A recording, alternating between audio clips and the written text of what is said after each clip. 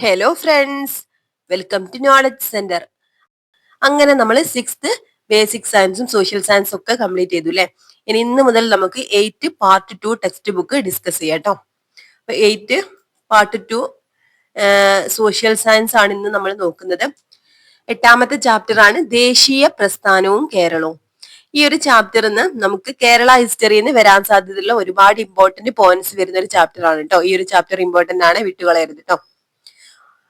Okay, അപ്പോൾ ഈ ഒരു ക്ലാസ് നിങ്ങൾക്ക് യൂസ്ഫുൾ ആയി തോന്നുകയാണെങ്കിൽ ഒന്ന് ലൈക്ക് ചെയ്യണേ. അതുപോലെ നിങ്ങളുടെ അഭിപ്രായങ്ങൾ ഒന്ന് കമന്റ് ചെയ്യണേ. അതുപോലെ ആരെങ്കിലും സബ്സ്ക്രൈബ് ചെയ്യാതെ കാണുന്നുണ്ടെങ്കിൽ ഒന്ന് സബ്സ്ക്രൈബ് ചെയ്ത് സപ്പോർട്ട് ചെയ്യണം. ഈ ഒരു ചാപ്റ്ററിന്റെ തുടക്കത്തിൽ തന്നെ ഒരു പ്രതിമയെ കൊടുത്തിട്ടുണ്ട്.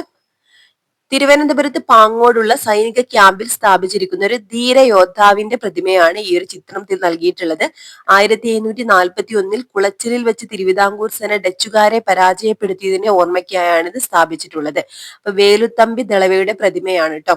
എവിടെയാണ് സ്ഥാപിച്ചിട്ടുള്ളത്? തിരുവനന്തപുരത്ത് പാങ്ങോടുള്ള സൈനിക ക്യാമ്പിലാണ്.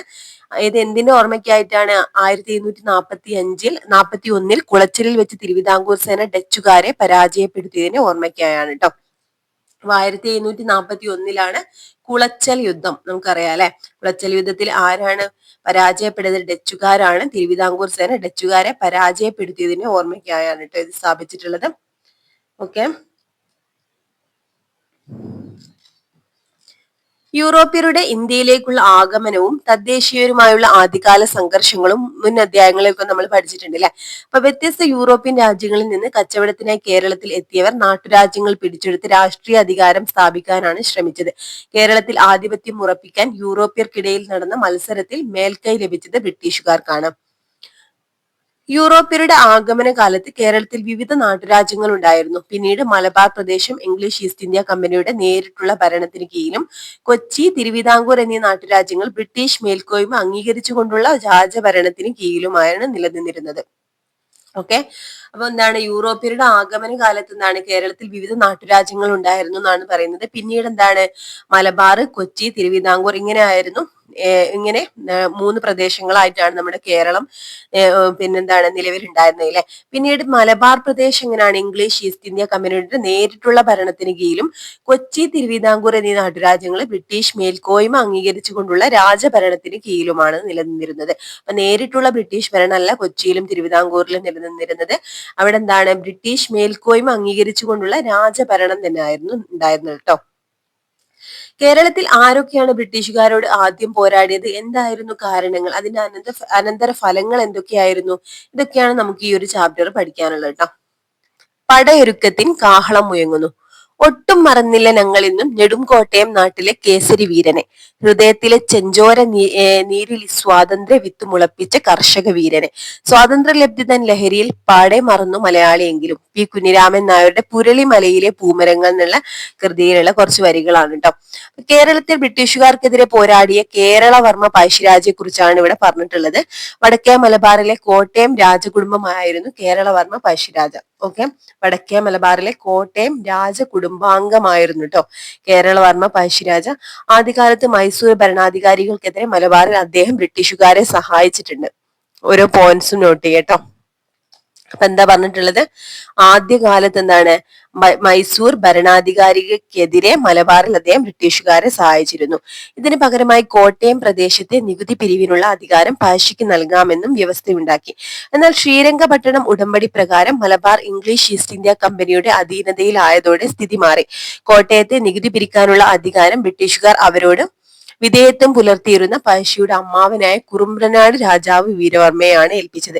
ഈ അവഗണനയ്ക്കെതിരെ പ്രതിഷേധിച്ച പഴശ്ശിരാജ പുതിയ ഭരണാധികാരികൾക്ക് നികുതി കൊടുക്കേണ്ടതില്ലെന്ന് ജനങ്ങളോട് ആഹ്വാനം ചെയ്തു. ഇതോടെ പഴശ്ശിക്കും ബ്രിട്ടീഷുകാർക്കും ഇടയിൽ സംഘർഷം ഉടലെടുത്തു. അപ്പൊ എന്തുകൊണ്ടാണ് ബ്രിട്ടീഷുകാർക്കും പഴശ്ശിക്കും ഇടയിൽ സംഘർഷം ഉടലെടുത്തത്? കാരണം എന്താ പറഞ്ഞിട്ടുള്ളത്? പിന്നെ ഈ ഒരു ആദ്യകാലത്ത് എന്താണ്? മൈസൂർ ഭരണാധികാരികൾക്കെതിരെ മലബാറിലെ ബ്രിട്ടീഷുകാരെ സഹായിച്ചിട്ടുണ്ട് ആര്? പഴശ്ശിരാജ. ഇതിന് പകരമായിട്ട് കോട്ടയം പ്രദേശത്തെ നികുതി പിരിവിനുള്ള അധികാരം പഴശ്ശിക്ക് നൽകാമെന്നൊരു വ്യവസ്ഥയുണ്ടായിരുന്നു കേട്ടോ. എന്നാൽ ഈ ഒരു ശ്രീരംഗപട്ടണം ഉടമ്പടി പ്രകാരം മലബാർ ഇംഗ്ലീഷ് ഈസ്റ്റ് ഇന്ത്യ കമ്പനിയുടെ അധീനതയിലായതോടെ, അപ്പൊ മലബാർ ഇംഗ്ലീഷ് ഈസ്റ്റ് ഇന്ത്യ കമ്പനിയുടെ അധീനതയിലാകാനുള്ള ഉടമ്പടി ഏതായിരുന്നു? ശ്രീരംഗപട്ടണം ഉടമ്പടിയാണ് കേട്ടോ. അപ്പോ ഈ ഒരു ഉടമ്പടിയോടെ എന്താണ് മലബാർ ഇംഗ്ലീഷ് ഈസ്റ്റ് ഇന്ത്യ കമ്പനിയുടെ അധീനതയിലായി. അപ്പൊ ഇതോടെ എന്താണ് കോട്ടയത്തെ നികുതി പിരിക്കാനുള്ള അധികാരം ബ്രിട്ടീഷുകാർ അവരോട് വിധേയത്വം പുലർത്തിയിരുന്ന പഴശ്ശിയുടെ അമ്മാവനായ കുറുമ്പനാട് രാജാവ് വീരവർമ്മയെയാണ് ഏൽപ്പിച്ചത്. ഈ അവഗണനയ്ക്കെതിരെ പ്രതിഷേധിച്ച പഴശ്ശിരാജ പുതിയ ഭരണാധികാരികൾക്ക് നികുതി കൊടുക്കേണ്ടതില്ലെന്ന് ജനങ്ങളോട് ആഹ്വാനം ചെയ്തു. ഇതോടെ പഴശ്ശിക്കും ബ്രിട്ടീഷുകാർക്കുമിടയിൽ സംഘർഷം ഉടലെടുത്തു. ഓക്കെ, ഇനി ഇംഗ്ലീഷ് ഈസ്റ്റ് ഇന്ത്യ കമ്പനിക്കെതിരെ പഴശ്ശിക്കൈകൊണ്ട് പ്രതിരോധ തന്ത്രങ്ങളാണ് ഇവിടെ കൊടുത്തിട്ടുള്ളത് കേട്ടോ. ഒരു ചിലപ്പോൾ നമുക്ക് സ്റ്റേറ്റ്മെന്റ് ആയിട്ടൊക്കെ വരാൻ സാധ്യതയാണ്. എന്തൊക്കെയാണ്? താവളം വയനാട്ടിലേക്ക് മാറ്റി, തദ്ദേശീയ ജനവിഭാഗങ്ങളെ കൂടെ ചേർത്തു, അതുപോലെ ഒളിപ്പോര് നടത്തിട്ടോ. ഗോറില്ല വാർഫെയർ ആണ് കേട്ടോ, ഇമ്പോർട്ടന്റ് ആണ്, ഇത് ചിലപ്പോൾ ചോദിക്കാൻ സാധ്യതയുണ്ട്. Gorilla warfare. കുറിച്യ നായകൻ തലക്കൽ ചന്തു, നായർപ്പടയെ നയിച്ച എടച്ചേന കുങ്കൻ, കൈതേരി അമ്പു, കണ്ണവത്ത് ശങ്കരൻ, പള്ളൂർ എമ്മൻ എന്നിവർ പഴശ്ശിക്ക് ശക്തമായ സൈനിക പിൻബലം നൽകി. അപ്പൊ പഴശ്ശിയുടെ സൈനിക തലവന്മാരാണ് ഇവിടെ കൊടുത്തിട്ടുള്ളത്. കുറിച്യ നായകൻ തലക്കൽ ചന്തു, നായർപ്പടയെ നയിച്ച എടച്ചേന കുങ്കൻ, കൈതേരി അമ്പു, കണ്ണവത്ത് ശങ്കരൻ, പള്ളൂർ എമ്മൻ കേട്ടോ. ഇനി ശ്രീരംഗപട്ടണം ഉടമ്പടി ഡീറ്റെയിൽ ആയിട്ട് കൊടുത്തിട്ടുണ്ട്. മൂന്നാം ആംഗ്ലോ മൈസൂർ യുദ്ധത്തിൽ മൈസൂർ പരാജയപ്പെട്ടതിനെ തുടർന്ന് 1792 മാർച്ച് 18 മൈസൂർ ഭരണാധികാരിയായ ടിപ്പു സുൽത്താനും ഇംഗ്ലീഷ് ഈസ്റ്റ് ഇന്ത്യ കമ്പനിയും തമ്മിൽ ഒപ്പുവെച്ച ഉടമ്പടിയാണിത്, ശ്രീരംഗപട്ടണം ഉടമ്പടി. ഉടമ്പടി പ്രകാരം ടിപ്പുവിന്റെ അധീനതയിലായിരുന്ന മലബാർ, കൂർഗ് എന്നീ പ്രദേശങ്ങൾ ബ്രിട്ടീഷുകാർക്ക് ലഭിച്ചു.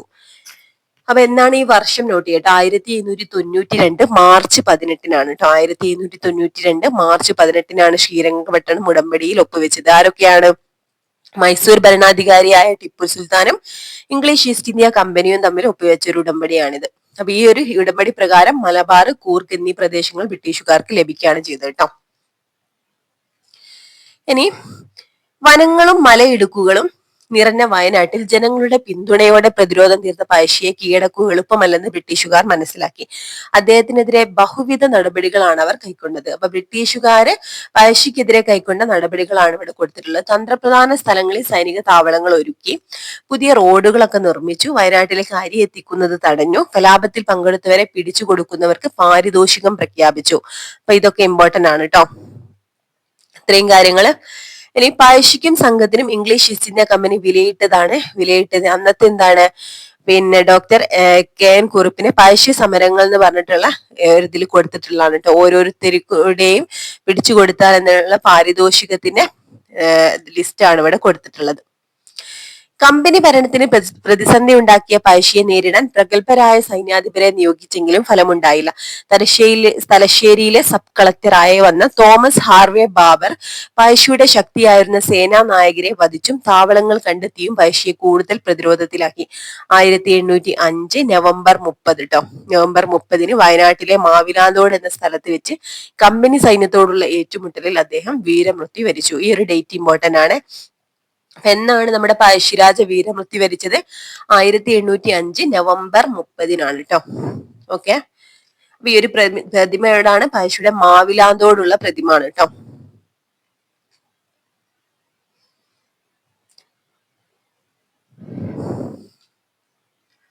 ഇനി ഇവിടെ എന്താ കൊടുത്തിട്ടുള്ളത്? അയാൾ ഒരു കലാപകാരിയാണെങ്കിലും ഈ രാജ്യത്തെ പ്രകൃത്യാ നിലവിലുള്ള നാടുവാഴികളിൽ ഒരാൾ എന്ന നിലയിൽ നിലംപതിച്ച ശത്രുവിനോട് കാണിക്കാറുള്ളതിൽ നിന്നും വ്യത്യസ്തമായി അയാളെ പരിഗണിക്കേണ്ടതുണ്ടെന്ന് എനിക്ക് തോന്നി. ഇതാരാ പറഞ്ഞിട്ടുള്ളത്? പഴശ്ശിയുടെ ശരീരം ഔദ്യോഗിക ബഹുമതികളോടെ മാനന്തവാടിയിൽ സംസ്കരിച്ചതിനെ കുറിച്ച് മലബാർ പ്രിൻസിപ്പൽ കളക്ടർ തോമസ് വാർഡന് ബാബർ എഴുതിയ കത്തിന്റെ ഒരു ഭാഗമാണ് കേട്ടോ.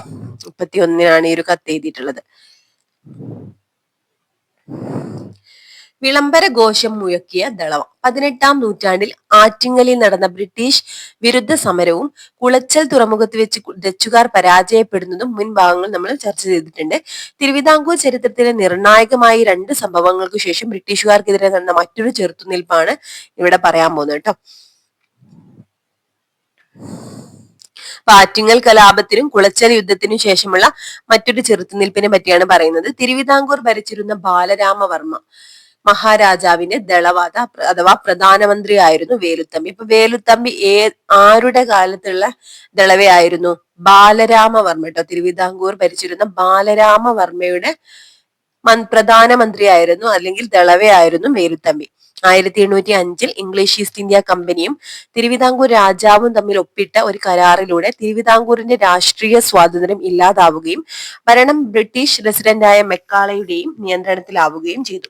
ഇതോടൊപ്പം ദളവയായിരുന്ന വേലുത്തമ്പിയുടെ ഉത്തരവുകൾ മെക്കാളെ റദ്ദാക്കിയതും കമ്പനിക്ക് നൽകാനുള്ള നികുതി കുടിശ്ശിക ഉടൻ അടച്ചു തീർക്കാൻ നിർബന്ധം പിടിച്ചതും വേലുത്തമ്പിയും ബ്രിട്ടീഷുകാരുമായുള്ള സംഘർഷത്തിനിടയാക്കി. അപ്പൊ എന്താ പറഞ്ഞിട്ടുള്ളത്?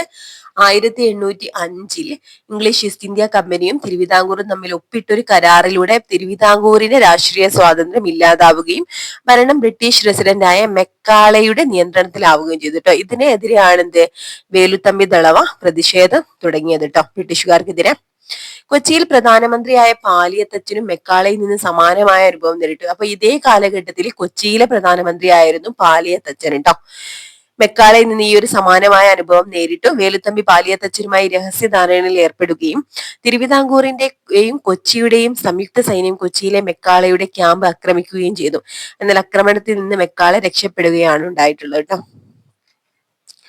ഇനി 1809 ജനുവരി 11 തിരുവിതാംകൂറിലെ കുണ്ടറയിൽ വെച്ചൊരു വിളംബരത്തിലൂടെ ബ്രിട്ടീഷ് ആധിപത്യത്തിനെതിരെ സായുധ സമരത്തിനൊരുങ്ങാൻ വേലുത്തമ്പി ജനങ്ങളോട് ആഹ്വാനം ചെയ്തു. ഈ വിളംബരമാണ് കുണ്ടറ വിളംബരം. കുണ്ടറ വിളംബരത്തിന്റെ ഡേറ്റ് ഇമ്പോർട്ടന്റ് ആണ്. 1809 ജനുവരി 11 ഓക്കെ. ഇതെന്താ സംഭവം? തിരുവിതാംകൂറിലെ കുണ്ടറയിൽ വെച്ച് ഒരു വിളംബരത്തിലൂടെയാണ് ഈ ഒരു കുണ്ടറ വിളംബരത്തിലൂടെ ബ്രിട്ടീഷ് ആധിപത്യത്തിനെതിരെ സായുധ സമരത്തിനൊരുങ്ങാൻ വേലുത്തമ്പി ജനങ്ങളോട് ആഹ്വാനം ചെയ്തു. ഈ വിളംബരമാണ് കുണ്ടറ വിളംബരം എന്നറിയപ്പെടുന്നത്. തിരുവിതാംകൂർ രാജാവിന് ദളവയുടെ ഇത്തരം നീക്കങ്ങൾ ഇഷ്ടമായിരുന്നില്ലെങ്കിലും നാട്ടുകാരെ തന്റെ കൂടെ നിർത്തിക്കൊണ്ട് വേലുത്തമ്പി ബ്രിട്ടീഷുകാരോട് പോരാട്ടം തുറന്നു. കമ്പനി സൈന്യത്തോട് പരാജയപ്പെടുകയും സഹചാരിയായ പാലിയത്തച്ഛൻ സംഘത്തിൽ നിന്ന് പിന്മാറുകയും ചെയ്തത് ദളവയ്ക്ക് തിരിച്ചടിയായി. അദ്ദേഹത്തെ ദളവ പദവിയിൽ നിന്ന് രാജാവ് നീക്കം ചെയ്തു. തിരുവിതാംകൂറിന്റെയും കമ്പനിയുടെയും സംയുക്ത സൈന്യം വേലുത്തമ്പി അഭയം തേടിയ മണ്ണടിയിലെ ഭവനം വളഞ്ഞപ്പോൾ വിദേശ ശക്തിക്ക് പിടികൊടുക്കാതെ അദ്ദേഹം മരണം വരിക്കുകയാണ് ചെയ്തത് കേട്ടോ. ഇപ്പൊ കുണ്ടറ വിളംബരത്തെ പറ്റി ഇവിടെ കൊടുത്തിട്ടുണ്ട്. കൊല്ലവർഷം ഒന്ന് നോട്ട് ചെയ്യേണ്ട. 948 മകരം 1 തിരുവിതാംകൂറിനെ സംരക്ഷിക്കുന്നു എന്ന് അവകാശപ്പെടുന്ന ബ്രിട്ടീഷുകാർ നാടിനെ കൊള്ളയടിക്കുകയാണെന്നും ഇവർ തുടർന്നാൽ നാട് നശിക്കുമെന്നും ഇവർക്കെതിരെ രാജഭക്തരും ദേശസ്നേഹികളും ആയുധമെടുത്ത് പോരാട്ടത്തിന് തയ്യാറാകണമെന്നുമാണ് ഈ വിളംബരത്തിലൂടെ തിരുവിതാംകൂറിലെ ദളവയായ വേലുത്തമ്പി ആഹ്വാനം ചെയ്തത്. ഓക്കെ. അടുത്ത ഹെഡിംഗ് ആണ് കൊച്ചിയും പാലിയത്തച്ഛനും. കൊച്ചിയിലെ പ്രധാനമന്ത്രിയായിരുന്നു പാലിയത്തച്ഛൻ. തിരുവിതാംകൂറുമായി രൂപീകരിച്ച സംഘത്തെ കുറിച്ച് നമ്മൾ ചർച്ച ചെയ്തിട്ടുണ്ടായിരുന്നില്ലേ. എന്തൊക്കെ സാഹചര്യങ്ങളായിരുന്നു അദ്ദേഹത്തെ ബ്രിട്ടീഷുകാർക്കെതിരെ പോരാടാൻ പ്രേരിപ്പിച്ചതെന്ന് പരിശോധിക്കാം. ബ്രിട്ടീഷ് റെസിഡന്റായ മെക്കാളെ കൊച്ചിയുടെ ആഭ്യന്തര കാര്യങ്ങളിൽ ഇടപെടുന്നത് പാലിയത്തച്ഛൻ എതിർത്തിരുന്നു. അതോടൊപ്പം പാലിയത്തച്ഛന്റെ ശത്രുവിന് മെക്കാളെ അഭയം നൽകിയതും പ്രശ്നം രൂക്ഷമാക്കി. തുടർന്നാണ് തിരുവിതാംകൂറിലെ ദളവയായ വേലുത്തമ്പിയുമായി ചേർന്ന് പാലിയത്തച്ഛൻ ബ്രിട്ടീഷുകാർക്കെതിരെയുള്ള പോരാട്ടം ആരംഭിച്ചത്. ബ്രിട്ടീഷുകാരോട് ശക്തമായി ചെറുത്തുനിന്നെങ്കിലും ഒടുവിൽ അദ്ദേഹത്തെ ബ്രിട്ടീഷുകാർ മദിരാശിയിലേക്ക് നാടുകടത്തി. പാലിയത്തച്ഛൻ എങ്ങോട്ടാണ് നാടുകടത്തിയത്? മദിരാശിയിലേക്കാണ് കേട്ടോ. പാലിയത്തച്ഛൻ. കൊച്ചി രാജ്യത്തെ പാലിയം എന്ന നായർ തറവാട്ടിലെ കാരണവന്മാരെയാണ് പാലിയത്തച്ഛൻ എന്ന് വിളിച്ചിരുന്നത്. പാലിയത്തച്ഛന്മാർ കൊച്ചി രാജ്യത്തിലെ മന്ത്രിമുഖ്യൻ അഥവാ പ്രധാനമന്ത്രി എന്ന സ്ഥാനം വഹിച്ചു പോന്നു. അപ്പൊ പാലിയത്തച്ഛൻ കൊച്ചിയിലെ കൊച്ചി രാജ്യത്തെ പാലിയം എന്ന തറവാട്ടിലെ കാരണവന്മാരെയാണ് പാലിയത്തച്ഛൻ എന്ന് വിളിച്ചിരുന്നത് കേട്ടോ. ഇവരെങ്ങനെയാണ് രാജ്യത്തിലെ മന്ത്രിമുഖ്യൻ അഥവാ പ്രധാനമന്ത്രി എന്ന സ്ഥാനം വഹിച്ചു പോന്നിരുന്നു. ഓക്കെ. ഇനി നമുക്ക് കുറിച്യ കലാപത്തെ കുറിച്ചാണ് കേട്ടോ. പ്രതിരോധത്തിന്റെ വീരഗാഥ. കുറിച്യർ കലാപം, പ്രതിരോധത്തിന്റെ വീരഗാഥ. പരമ്പരാഗത ആയുധങ്ങളുമായി ബ്രിട്ടീഷുകാർക്കെതിരെ പോരാടുന്ന ഗോത്ര ജനതയാണ് നമുക്ക് ഈ ഒരു ചിത്രത്തിൽ കാണാൻ പറ്റുന്നത്. വയനാട്ടിലെ ഗോത്ര വിഭാഗങ്ങളായ കുറിച്യരും കുറുമ്പരും കലാപത്തിൽ പഴശ്ശിയെ സഹായിച്ചിരുന്ന ഇവരെ പിന്നീട് ബ്രിട്ടീഷുകാർ ശത്രുക്കളായാണ് കണ്ടത്. അപ്പൊ വയനാട്ടിലാണ് കേട്ടോ കുറിച്യ കലാപം നടക്കുന്നത്. വയനാട്ടിലാണ്. എന്തൊക്കെ നടപടികളാണ് കുറിച്യരോടും കുറുമ്പരോടും ബ്രിട്ടീഷുകാർ സ്വീകരിച്ചതെന്ന് നോക്കൂ. ഗോത്ര ജനതയുടെ തുണ്ടുഭൂമികൾ പിടിച്ചെടുത്തു. പരമ്പരാഗത കൃഷിരീതികൾ തുടരാൻ അനുവദിച്ചില്ല. നികുതിയായി സാധനങ്ങൾക്ക് പകരം പണം ആവശ്യപ്പെട്ടു. ഇത്രയും കാര്യങ്ങൾ എന്താണ് ഈ കുറിച്യരോടും കുറുമ്പരോടും ബ്രിട്ടീഷുകാർ സ്വീകരിച്ച നടപടികളാണ് കേട്ടോ. എന്ത് കാരണം? കലാപത്തിൽ പഴശ്ശിയെ സഹായിച്ചിരുന്നത് കൊണ്ടാണ് ഇവരെ ശത്രുക്കളായിട്ട് ബ്രിട്ടീഷുകാർ കണക്കാക്കിയത്. 1812 കുറിച്യർ കലാപം ആരംഭിച്ചത്. 1812 കേട്ടോ. വയനാട്ടിലേക്കുള്ള പാതകളുടെ നിയന്ത്രണം കൈക്കലാക്കിയും പ്രാദേശിക സഹായങ്ങൾ നേടിയെടുത്തും ബ്രിട്ടീഷുകാർക്കെതിരെ ഗോത്ര ജനത പോരാടി. രാമനമ്പി അഥവാ രാമമൂപ്പനായിരുന്നു അവരുടെ നേതാവ്. ഇത് ഇടക്കിടക്ക് ചോദിക്കാനുള്ള കേട്ടോ PSC. കുറിച്യ കലാപത്തിന്റെ നേതാവ് ആരാണ്? രാമനമ്പി അല്ലെങ്കിൽ രാമമൂപ്പൻ. ഓക്കെ. സുൽത്താൻ ബത്തേരിയിലും മാനന്തവാടിയിലും ഉണ്ടായിരുന്ന ബ്രിട്ടീഷ് സൈന്യത്തെ അവർ നേരിട്ട് ആക്രമിച്ചു. എന്നാൽ കൂടുതൽ പട്ടാളക്കാരെ മറ്റു സ്ഥലങ്ങളിൽ നിന്ന് എത്തിച്ച് കുറിച്യർ കലാപം ബ്രിട്ടീഷുകാർ അടിച്ചമർത്തി. അപ്പൊ ഇവിടെ എന്തൊക്കെ പോയിന്റാ പഠിക്കാനുള്ള? 1812 കുറിച്യർ കലാപം ആരംഭിക്കുന്നത്. വയനാട്ടിലാണ്. ഇവരുടെ നേതാവാണ് രാമനമ്പി അല്ലെങ്കിൽ രാമമൂപ്പൻ. ഓക്കെ. ഈ ഒരു കുറിച്യർ കലാപം ബ്രിട്ടീഷുകാർ അടിച്ചമർത്താണ് ചെയ്തിട്ടുള്ളത്. അടുത്ത ഹെഡിങ് ആണ് കർഷക അസംതൃപ്തിയും കലാപത്തിലേക്ക് എത്തുന്നു. 1836 മുതൽ 1853 വരെയുള്ള 18 വർഷങ്ങൾക്കിടയിൽ മലബാറിൽ 22ഓളം ശക്തമായ കലാപങ്ങൾ നടന്നിരുന്നു. ഇതാരാ പറഞ്ഞിട്ടുള്ളത്? മലബാർ ഗസറ്റിയറിലെ ഉള്ള ഈ ഒരു കൊടുത്തിട്ടുള്ളതാണ് കേട്ടോ. 1836 മുതൽ 53 വരെ എത്ര 18 വർഷങ്ങൾക്കിടയിൽ മലബാറിൽ 22ഓളം ശക്തമായ കലാപങ്ങൾ നടന്നിരുന്നു എന്നാണ് പറയുന്നത്. മലബാറിലാണ് കേട്ടോ. ഇനി നമുക്ക് മലബാർ കലാപത്തെ പറ്റിയാണ്. 19-ാം നൂറ്റാണ്ടിൽ കലാപങ്ങളുടെ ഒരു പരമ്പര തന്നെ മലബാറിന്റെ വിവിധ ഭാഗങ്ങളിൽ ഉണ്ടായി. ബ്രിട്ടീഷ് ഗവൺമെന്റിന്റെ നികുതി നയങ്ങളും ജന്മിമാരുടെ ചൂഷണവും കുടിയൊഴിപ്പിക്കലുമാണ് കലാപങ്ങൾക്ക് കാരണമായതെന്ന് മലബാർ ഡിസ്ട്രിക്ട് കളക്ടർ ആയിരുന്ന വില്യം ലോഗൻ തന്റെ അന്വേഷണ റിപ്പോർട്ട് രേഖപ്പെടുത്തിയിട്ടുണ്ട്. മലബാർ കലാപത്തിന് കാരണങ്ങൾ എന്തൊക്കെയാ പറഞ്ഞിട്ടുള്ളത്? ബ്രിട്ടീഷ് ഗവൺമെന്റിന്റെ നികുതി നയങ്ങളും ജന്മിമാരുടെ ചൂഷണങ്ങളും കുടിയൊഴിപ്പിക്കലുമാണ് ഈ ഒരു കലാപങ്ങൾക്ക് കാരണം. ആരാ പറഞ്ഞത്? മലബാർ ഡിസ്ട്രിക്ട് കളക്ടർ ആയിരുന്ന വില്യം ലോഗൻ ആണ് കേട്ടോ. ചൂഷകരായ ജന്മിമാർക്കും ബ്രിട്ടീഷ് സർക്കാരിനുമെതിരെ കർഷകരുടെ പ്രതിഷേധവും അക്രമവും ഉണ്ടായി. ഇതിൽ പങ്കെടുത്തവരിൽ ഭൂരിഭാഗവും തെക്കേ മലബാറിലെ മാപ്പിള കർഷകരായിരുന്നതുകൊണ്ട് ബ്രിട്ടീഷ് അധികാരികളും സാമ്രാജ്യത്വ ചരിത്രകാരും ഈ കലാപങ്ങളെ മാപ്പിള ലഹളകൾ എന്നാണ് വിശേഷിപ്പിച്ചത് കേട്ടോ. ഇനി ഇവിടെ ഒരു പട്ടിക കൊടുത്തിട്ടുണ്ട്. അത് പൂർത്തിയാക്കാനാണ് പറഞ്ഞിട്ടുള്ളത് കേട്ടോ. ഫസ്റ്റത്തെ എന്താണ്? ഓരോന്നും ഇവിടെ എഴുതാനാണ് പറഞ്ഞിട്ടുള്ളത്. ഫസ്റ്റ് എന്താണ് ഇവിടെ കൊടുത്തിട്ടുള്ളത്? കോട്ടയം വയനാട് പ്രദേശങ്ങളിൽ എന്തായിരുന്നു? പഴശ്ശി വിപ്ലവം നടന്നിട്ടുണ്ടായിരുന്നു അല്ലെ? പഴശ്ശി. ഓക്കെ. പഴശ്ശി വിപ്ലവം. ഓക്കെ. എന്തിനെതിരെയായിരുന്നു? ബ്രിട്ടീഷുകാരുടെ തെറ്റായ നികുതി നയം കേട്ടോ. തെറ്റായ നികുതി നയം പ്രധാനമായിട്ടും തെറ്റായ നികുതി നയമായിരുന്നു പഴശ്ശി വിപ്ലവത്തിന് കാരണം. ഇനി ആഭ്യന്തര കാര്യങ്ങളിൽ ബ്രിട്ടീഷ് ഇടപെടൽ എവിടെയായിരുന്നു? തിരുവിതാംകൂർ ഉണ്ടായിരുന്നു അല്ലെ? തിരുവിതാംകൂർ. അപ്പൊ എന്താണ്? വേലുത്തമ്പി ദളവയുടെ കലാപമായിരുന്നു അല്ലെ? വേലുത്തമ്പി ദളവയുടെ കലാപം തിരുവിതാംകൂർ ആണ്. തിരുവിതാംകൂറിന്റെ ആഭ്യന്തര കാര്യങ്ങളിൽ ബ്രിട്ടീഷ് ഇടപെടലായിരുന്നു പ്രധാനപ്പെട്ട സാഹചര്യം. ഇനി കൊച്ചിയിലോ? പാലിയത്തച്ഛന്റെ പോരാട്ടമായിരുന്നു അല്ലെ? പാലിയത്തച്ഛന്റെ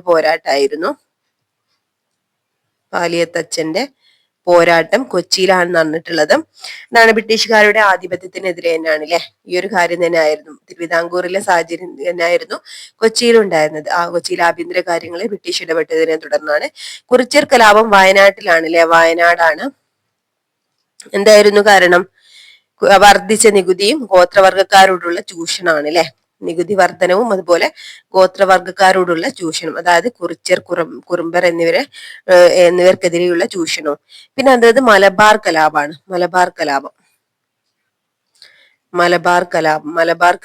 മലബാർ പ്രദേശത്താണ് നികുതി വർധനവും അതുപോലെ കുടിയൊഴിപ്പിക്കലാണ് കേട്ടോ. നികുതി വർധനവും കുടിയൊഴിപ്പിക്കലും. ഓക്കെ. അടുത്തത് സാമൂഹിക പരിഷ്കരണ പ്രസ്ഥാനങ്ങളെ കുറിച്ചാണ് കേട്ടോ. എന്താ? ഫസ്റ്റ് തന്നെ ഇവിടെ പണ്ഡിറ്റ് KP കറുപ്പന്റെ ജാതികുമ്മി എന്നുള്ള കൃതിയിലെ കുറച്ച് വരികളാണ് കേട്ടോ. നാൽക്കാലികളെക്കാളും താഴെയാണോ ഇക്കാണും മാനുഷ്യ സോദരന്മാർ, ഇക്കാലത്ത് 20-ാം നൂറ്റാണ്ടിലും ഇത് നീക്കാറായില്ലല്ലോ യോഗപ്പെണ്ണെ, എന്തൊരാൾക്കാരാണ് നിങ്ങൾ ജ്ഞാനപ്പെണ്ണെ. മുകളിൽ കൊടുത്ത വരികൾ ശ്രദ്ധിച്ചല്ലോ. ഇവയിൽ നിന്ന് എന്തെല്ലാം ആശയങ്ങളാണ് നിങ്ങൾ മനസ്സിലാക്കാൻ കഴിയുന്നത് എന്ന് ചോദിച്ചിട്ടുണ്ട് കുട്ടികളോട് കേട്ടോ. 19-20 നൂറ്റാണ്ടുകളിലെ സാമൂഹിക അവസ്ഥയെ കുറിച്ചാണ് പറയുന്നതല്ലേ. നാം ഇന്ന് കാണുന്ന തുല്യതയും സമത്വവും എന്നത്തെ സാമൂഹിക ജീവിതത്തിൽ കാണാൻ കഴിഞ്ഞിരുന്നില്ല. അന്ധവിശ്വാസങ്ങളും അനാചാരങ്ങളും നടമാടിയ സമൂഹമായിരുന്നു അത്. ഒരു വ്യക്തിയുടെ സാമൂഹിക പദവി നിർണയിച്ചിരുന്നത് ജനിച്ച ജാതിയെ അടിസ്ഥാനമാക്കിയായിരുന്നു. ജാതി വിവേചനത്തിന്റെ ഭാഗമായി തൊട്ടുകൂടായ്മ, തീണ്ടിക്കൂടായ്മ, സഞ്ചാരവിലക്ക് തുടങ്ങിയ ധാരാളം സാമൂഹിക തിന്മകൾ കേരളത്തിൽ നിലനിന്നിരുന്നു. ഇവിടെ നമുക്ക് പഠിക്കാനുള്ളത് ജാതികുമ്മി എന്ന കൃതി എഴുതിയത് പണ്ഡിറ്റ് KP കറുപ്പനാണ് കേട്ടോ. ഇമ്പോർട്ടന്റ് ആണ്. ജാതികുമ്മിയാരെ എഴുതിയത് പണ്ഡിറ്റ് KP കറുപ്പൻ. ഇനി സമൂഹത്തിലുണ്ടായിരുന്ന യുക്തിരഹിതമായ ഇത്തരം അനാചാരങ്ങൾക്കെതിരെ പോരാടിയവരാണ് സാമൂഹിക പരിഷ്കർത്താക്കൾ. ആധുനിക വിദ്യാഭ്യാസത്തിന്റെ പ്രചാരവും നവോത്ഥാന ചിന്തയുമെല്ലാം ഇവരുടെ പ്രവർത്തനങ്ങൾക്ക് പിൻബലമേകി. നിരവധി സാമൂഹിക പരിഷ്കർത്താക്കളെ കുറിച്ചാണ് ഇനി ഇവിടെ പഠിക്കാനുള്ളത്. സാമൂഹിക പരിഷ്കർത്താക്കളും അവരുടെ പ്രധാന പ്രവർത്തനങ്ങളും ഇമ്പോർട്ടന്റ് ആണ്, നമ്മുടെ സിലബസിലുള്ളതാണ്. വൈകുണ്ഠസ്വാമികൾ കേരളത്തിലെ ആദ്യകാല സാമൂഹിക പരിഷ്കർത്താക്കളിൽ ഒരാളാണ്. വിഗ്രഹാരാധനയുടെ യുക്തിരാഹിത്യം വെളിപ്പെടുത്തിക്കൊണ്ട് ദക്ഷിണേന്ത്യയിൽ ആദ്യമായി കണ്ണാടി പ്രതിഷ്ഠ നടത്തിയത് ആരാണ്? നമ്മുടെ വൈകുണ്ഠസ്വാമിയാണ് കേട്ടോ. അപ്പൊ ദക്ഷിണേന്ത്യയിൽ ആദ്യമായി കണ്ണാടി പ്രതിഷ്ഠ നടത്തിയത് വൈകുണ്ഠസ്വാമിയാണ്. ഓക്കെ, അടുത്ത ശ്രീനാരായണ ഗുരുവിനെ പറ്റിയ കേരളത്തിൽ സാമൂഹിക മാറ്റത്തിന് വേണ്ടി പ്രവർത്തിച്ച പരിഷ്കർത്താക്കളിൽ പ്രഥമ സ്ഥാനീയനാണ് കേട്ടോ. അന്ധവിശ്വാസങ്ങൾക്കും ജാതി വിവേചനങ്ങൾക്കും എതിരെ പോരാടി വിദ്യ കൊണ്ട് പ്രബുദ്ധരാകാൻ ഉദ്ഘോഷിച്ചു. അപ്പൊ വിദ്യ കൊണ്ട് പ്രബുദ്ധരാകുക എന്നുള്ളത് ആരുടെ വാക്യാണ്? നമ്മുടെ ശ്രീനാരായണ ഗുരുവിൻ്റെതാണ് കേട്ടോ. അരുവിപ്പുറത്ത് ശിവപ്രതിഷ്ഠ നടത്തുകയും ജാതിഭേദവും മതദ്വേഷവും ഇല്ലാതെ ഏവരും സഹോദര്യത്തോടെ കഴിയുന്ന മാതൃക സ്ഥാനം എന്നീ ക്ഷേത്രത്തെ വിശേഷിപ്പിക്കുകയും ചെയ്തു. ഏത് ക്ഷേത്രത്തെ? അരുവിപ്പുറം ക്ഷേത്രത്തെ കേട്ടോ. സഹോദരൻ അയ്യപ്പൻ, മഹാകവി Kumaran Asan, doctor P Palpu, T K Madhavan തുടങ്ങിയ പരിഷ്കർത്താക്കളെ അദ്ദേഹത്തിന്റെ ദർശനങ്ങൾ സ്വാധീനിച്ചു. അപ്പം ശ്രീനാരായണ ഗുരു സ്ഥാപിച്ച പ്രസ്ഥാനമാണ് ശ്രീനാരായണ ധർമ്മ പരിപാലന യോഗം. അടുത്തത് കുര്യാക്കോസ് സീലിയാസ് ചാവറയാണ് കേട്ടോ. സാമൂഹിക പരിഷ്കർത്താവും വിദ്യാഭ്യാസ പ്രവർത്തകനുമായിരുന്നു ആര്യ കുര്യാക്കോസ് സീലിയാസ് ചാവറ. അവശത അനുഭവിക്കുന്ന ജനവിഭാഗങ്ങൾക്കായി അനാഥാലയങ്ങളും വിദ്യാലയങ്ങളും അദ്ദേഹം സ്ഥാപിച്ചിട്ടുണ്ട്. അപ്പോൾ ഒരു സാമൂഹിക പരിഷ്കർത്താവും വിദ്യാഭ്യാസ പ്രവർത്തകനുമായിരുന്നു കുര്യാക്കോസ് സീലിയാസ് ചാവറ. അടുത്ത ചട്ടമ്പി സ്വാമികളാണ്. ജാതി വ്യവസ്ഥയെയും യുക്തിരഹിതമായ ആചാരങ്ങളെയും എതിർത്തു. മലയാള ഭാഷയ്ക്കും സാഹിത്യത്തിനും വിലപ്പെട്ട സംഭാവനകൾ നൽകിയിട്ടുണ്ട് കേട്ടോ അദ്ദേഹം. ഓക്കെ, അടുത്തത് നമുക്ക് അയ്യങ്കാളി. അടിസ്ഥാന ജനവിഭാഗങ്ങളുടെ അവകാശങ്ങൾക്കും ആത്മാഭിമാനത്തിനും സഞ്ചാര സ്വാതന്ത്ര്യത്തിനും വിദ്യാഭ്യാസത്തിനും വേണ്ടി പോരാടി വില്ലുവണ്ടി സമരം, ഇമ്പോർട്ടന്റ് ആണ്, വില്ലുവണ്ടി സമരം നടത്തിയത് അയ്യങ്കാളിയാണ്. അതുപോലെ കല്ലുമാല സമരം എന്നിവ അദ്ദേഹത്തിന്റെ പ്രധാനപ്പെട്ട സമരങ്ങളാണ് കേട്ടോ.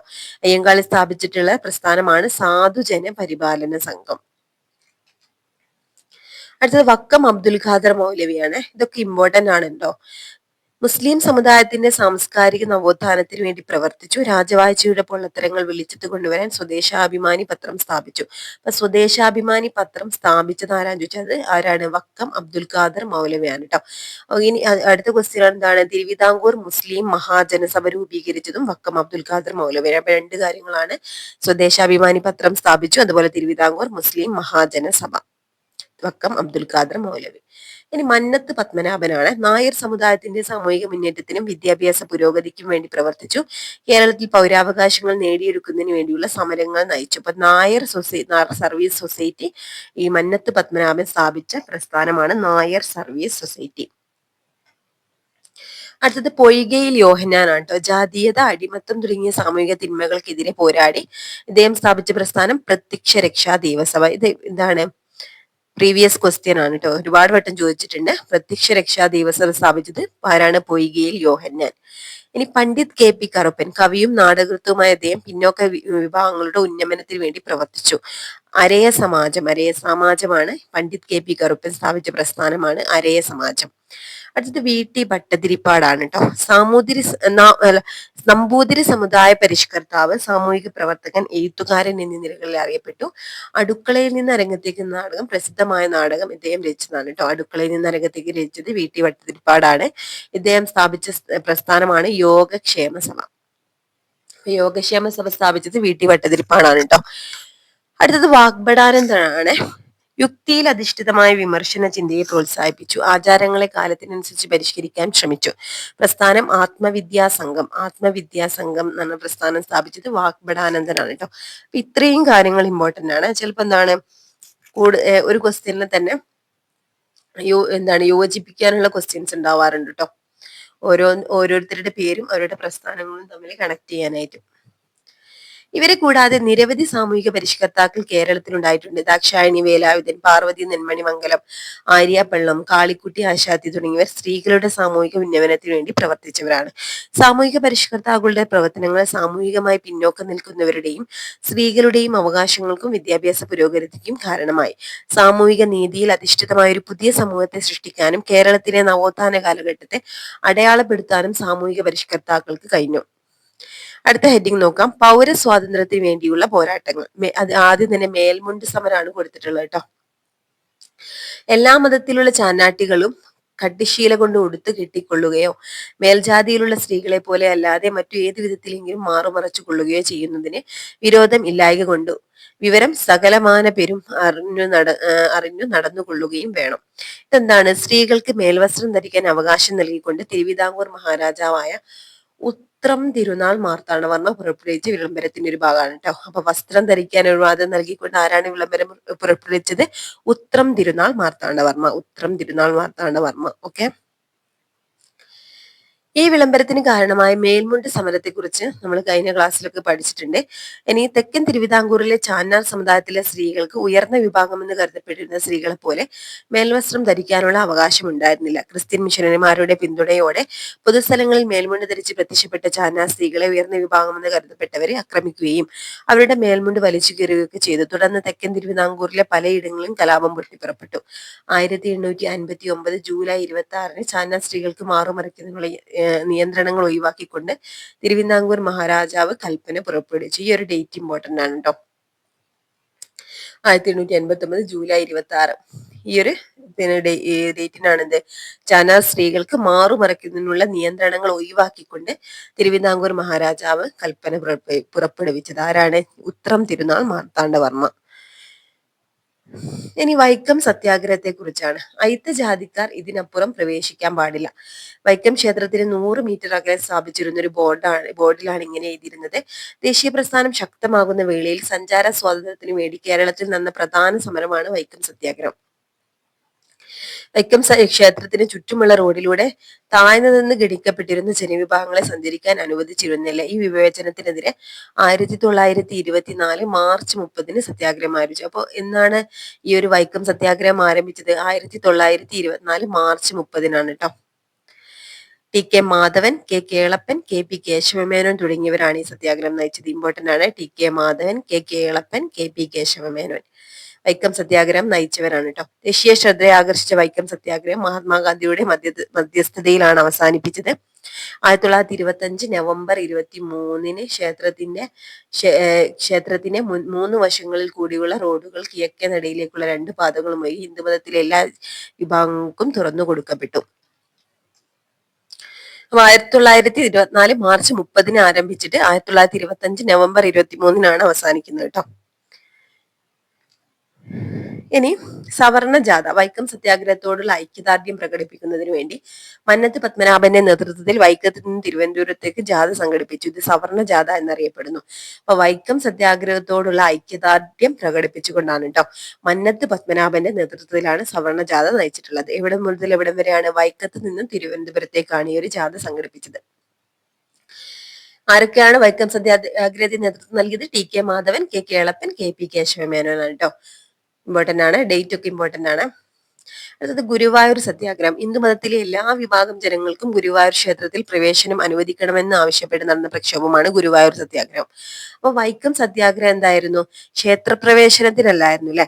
എന്തായിരുന്നു? സഞ്ചാര സ്വാതന്ത്ര്യത്തിന് വേണ്ടി നടന്നിട്ടുള്ള സമരമാണ് വൈക്കം സത്യാഗ്രഹം. ഗുരുവായൂർ സത്യാഗ്രഹം ക്ഷേത്രപ്രവേശനത്തിന് വേണ്ടിയിട്ടാണ് കേട്ടോ. എന്താണ്? ഹിന്ദുമതത്തിലെ എല്ലാ വിഭാഗം ജനങ്ങൾക്കും ഗുരുവായൂർ ക്ഷേത്രത്തിൽ പ്രവേശനം അനുവദിക്കണമെന്ന് ആവശ്യപ്പെട്ട് നടന്ന പ്രക്ഷോഭമാണ് ഗുരുവായൂർ സത്യാഗ്രഹം. കെ കേളപ്പൻ, മന്നത്ത് പത്മനാഭൻ എന്നിവരുടെ നേതൃത്വത്തിൽ കമ്മിറ്റി രൂപീകരിച്ചുകൊണ്ട് 1931 നവംബർ 1 ഈ ഒരു സത്യാഗ്രഹം ആരംഭിച്ചത്. സമരപരിപാടികൾ ശക്തമായപ്പോൾ അധികാരികൾക്ക് 1 മാസത്തോളം ക്ഷേത്രം അടച്ചിടേണ്ടി വന്നു. സമരത്തിന്റെ വളണ്ടിയർ ക്യാപ്റ്റനായ എ കെ ഗോപാലനെയും പി കൃഷ്ണപിള്ളയും സത്യാഗ്രഹത്തെ എതിർത്തവർ ക്രൂരമായിട്ട് മർദ്ദിച്ചു.